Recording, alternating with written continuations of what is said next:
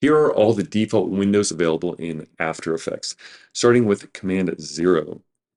This shows your project, all the different layers and files like the Maxon Cinema 4D and Adobe Illustrator files you're working with.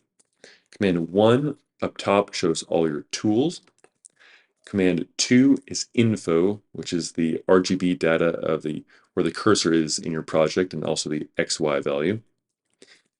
Command 3 is preview, which is like a transport bar, and that shows your frame rate and forwards, backwards, play, stop, that sort of thing.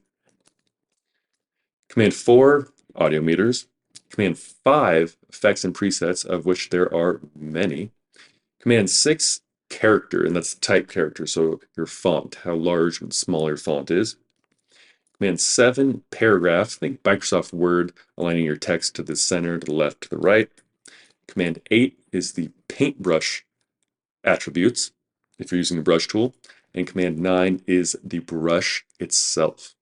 And brush is Command B. And one extra tip, Command backslash gives you the option to hide or show the top menu bar, which gives you that full screen cool look.